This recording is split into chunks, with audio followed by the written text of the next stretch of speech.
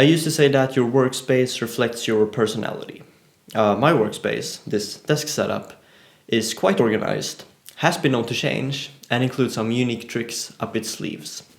My name is Gustav, I'm a humanities student at the University of Linköping, Sweden, and this is my desk setup for studies and creative work. Two disclaimers. I've linked all the products I could find in the description, and I've put timestamps for the different segments in this video. Now let's get started. The workspace is located in this corner of my room. There is some distance between the desk and the wall for slightly more eye comfort and sunlight exposure, and so that I can get behind and fix the Ethernet cable gap at least once every week. Above the workspace, I usually have a piece of Lego mosaic. It's currently a replica of my 3-year-old cousin's art piece. I usually like the art pieces quite neutral, and preferably profound and deep. Another thing that's quite deep is my desk. It's 80 centimeters deep and twice as wide. It's an adjustable desk, and it's really nice to have the option of standing while working.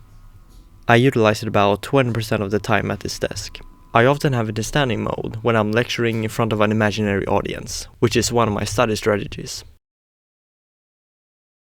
Under the desk, I've implemented a dock to this little trash can, using a pair of strong magnets behind some tape.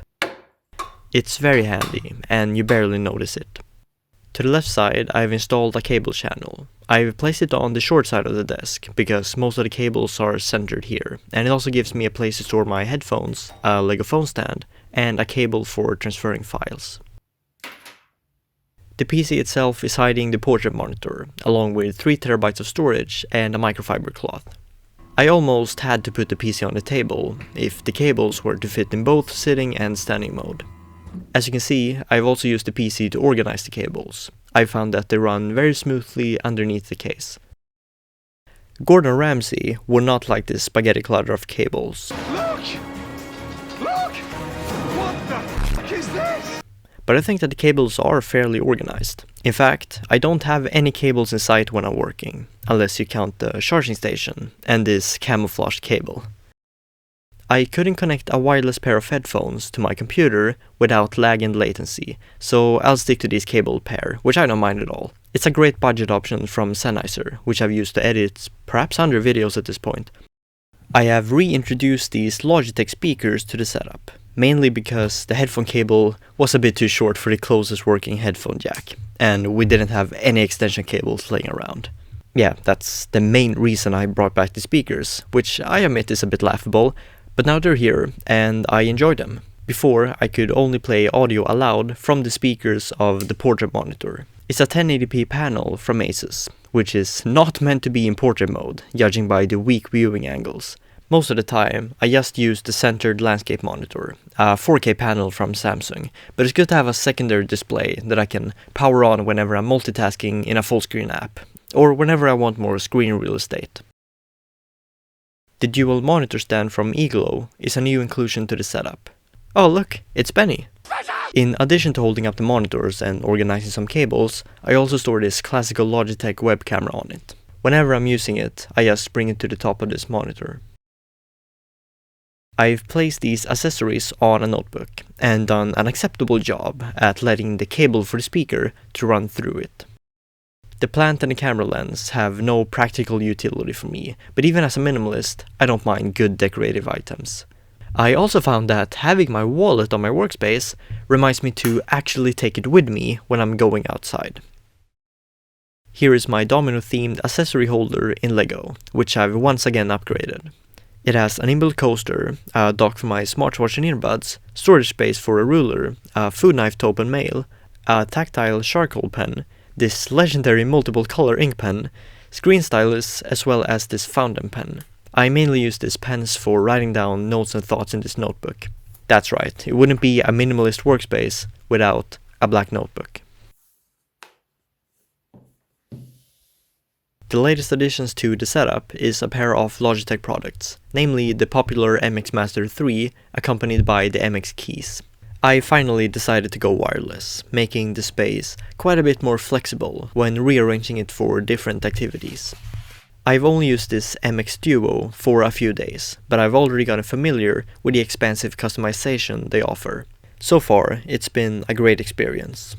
It's not my favorite color theme, but it fits my laptop. It's the Huawei MateBook 14, or as I call it, the wannabe MacBook 14. I don't use it so much at home, but it's my main device when I'm working outside home. And while we're at it, here are the specifications for the PC. I don't know what half of it means, but it's powerful enough to run 4K clips in 1/8 of the original resolution in Premiere Pro. Aside from Premiere Pro, I've started using Photoshop more and more for my creative projects.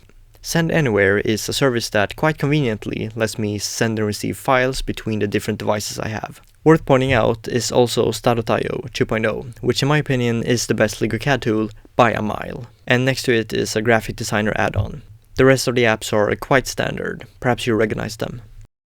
One trick that I use with my monitors is that I've installed Display Fusion, which allows me to set a command where I just hit the Control key paired with an arrow key to snap a window left or right, up or down, or spacebar for full screen. I find this great for quickly managing my windows, since I often work in split screen mode. And those wallpapers are digitally rendered Lego wallpapers and edited with a liquid effect in Photoshop. I will leave some sort of link in the description to download the wallpapers in crisp 4K if you want, for free of course.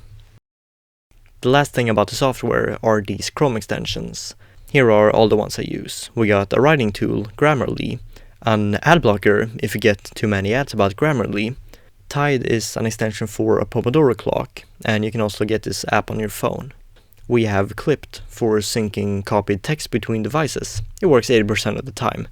Return to YouTube dislike. YouTube famously removed the visibility of the dislike button, which I thought was a great indicator of whether a video was worthwhile or not, but I don't know. And finally Unhook for removing certain YouTube distractions. I've disabled the entire recommended feed, otherwise I could easily be going on hour-long YouTube spirals. Worth pointing out is that I store my analog files and study literature on the bookshelf behind me, and I guess this whiteboard is also part of the setup. There are also 2 additional items that I sometimes bring to the workspace, namely this Blue Yeti microphone for more formal meetings and an Amazon Kindle for additional literature. I'm also always having my phone with me at the workspace, but I'm using it as my camera, so we'll pretend that the case is the Galaxy S9 Plus. Finally, as you realized, this black tape is a consistent theme throughout the setup. It hides some dents and scratches on the table, it divides the desk into different areas, and it hides shining company logos on certain items. I don't know, I just think it looks good. And that's a wrap. I think it will take some time to improve my setup enough so that I can justify making another workspace video. I'm finally very satisfied with what I've got going on here. So now I can finally start thinking about streamlining my setup in order to make myself more productive. Now it's one of those setups that I would see on my social media feeds and think, it's good, it's fine. But what do you think? Let me know in the comments below. Do you have any suggestions for future improvements to the setup? And did you learn anything for your setup by watching this video? Thanks for watching and peace out.